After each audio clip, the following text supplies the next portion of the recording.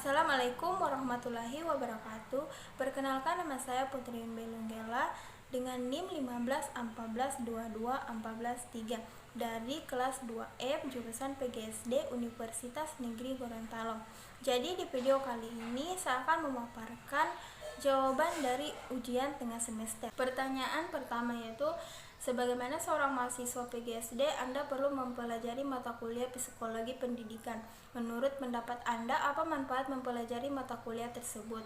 Manfaat mempelajari psikologi pendidikan yang pertama yaitu memahami perbedaan siswa. Setiap siswa memiliki kepribadian yang berbeda-beda, dan sebagai guru perlu untuk memahami perbedaan karakteristik setiap siswa dalam setiap tumbuh kembangnya. Pemahaman tersebut dapat menghasilkan interaksi antara guru dan murid dalam mewujudkan pembelajaran yang efektif.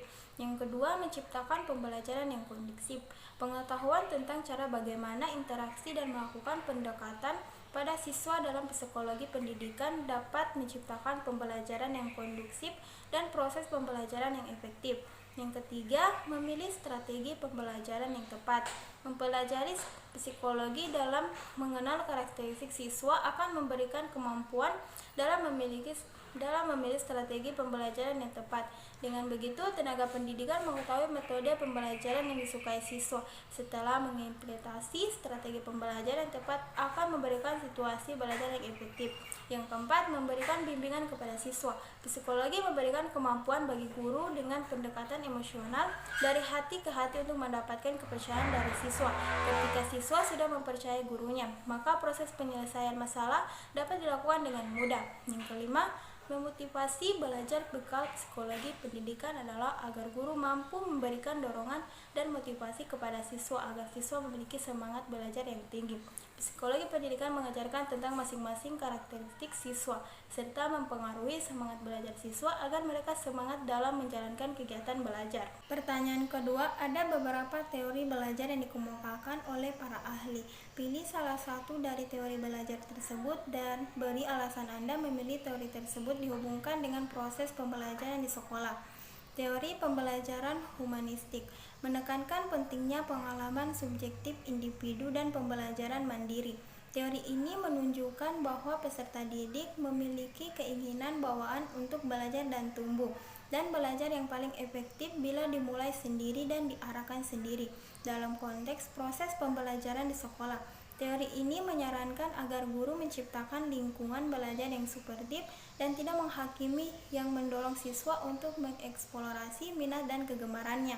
Guru juga harus memberikan kesempatan bagi siswa untuk mengambil kepemilikannya pembelajaran mereka dan menetapkan tujuan mereka sendiri. Salah satu cara untuk menetapkan teori belajar humanistik dalam proses pembelajaran di sekolah adalah melalui pembelajaran berbasis proyek. Dalam pembelajaran berbasis proyek, siswa mengerjakan proyek yang bermakna dan relevan bagi mereka, dan mereka memiliki proses pembelajaran. Guru bertindak sebagai fasilitator, memberikan bimbingan dan dukungan sesuai kebutuhan, tetapi membiarkan siswa memimpin dalam pembelajaran mereka. Pendekatan ini dapat membantu siswa mengembangkan keterampilan berpikir kritis, pemecahan masalah dan kolaborasi, serta rasa otonomi dan pengarahan diri sendiri. Cara lain untuk menerapkan teori belajar humanistik dalam proses pembelajaran di sekolah adalah melalui pembelajaran yang dipersonalisasi. Pembelajaran yang dipersonalisasi melibatkan menyesuaikan pengalaman belajar dengan kebutuhan dan minat individu setiap siswa. Pendekatan ini mengakui bahwa siswa memiliki gaya belajar, minat dan kekuatan yang berbeda, dan pembelajaran yang paling efektif bila disesuaikan dengan individu. Alasan saya memilih teori humanistik karena teori belajar humanistik merupakan model pembelajaran yang menekankan pada memanusiakan peserta didik dengan memperhatikan pemenuhan kebutuhan peserta didik dalam belajar. Teori belajar humanistik adalah salah satu teori belajar yang memandang manusia sebagai makhluk yang unik dan dengan rasa ingin tahu yang kuat, yang berpotensi kuat jika dikembangkan dengan baik. Pertanyaan ketiga, setiap siswa memiliki gaya belajar dan gaya berpikir yang berbeda. Jelaskan peran guru dalam menghadapi perbedaan siswa tersebut. Peran guru dalam menghadapi Perbedaan siswa tersebut adalah dengan memahami gaya belajar dan gaya berpikir siswa dan menyediakan berbagai cara pembelajaran yang berbeda untuk memenuhi kebutuhan siswa.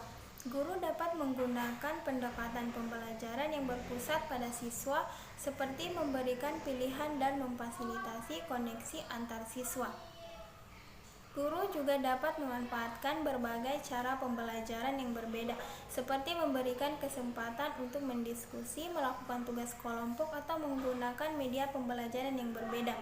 Selain itu, guru juga dapat membantu siswa memahami gaya berpikir mereka sendiri dan mengembangkan strategi pembelajaran yang sesuai dengan gaya berpikir mereka. Dengan cara ini, guru dapat membantu siswa belajar secara efektif dan memaksimalkan potensi mereka. Dan keempat, akhir-akhir ini beberapa hasil penelitian menunjukkan adanya motivasi belajar siswa SD yang rendah.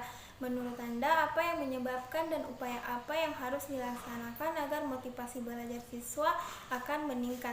Beberapa faktor dapat menyebabkan rendahnya motivasi belajar siswa SD, antara lain kurangnya minat terhadap pelajaran, kurangnya dukungan dari lingkungan, kurangnya keterampilan belajar, dan kurangnya rasa percaya diri.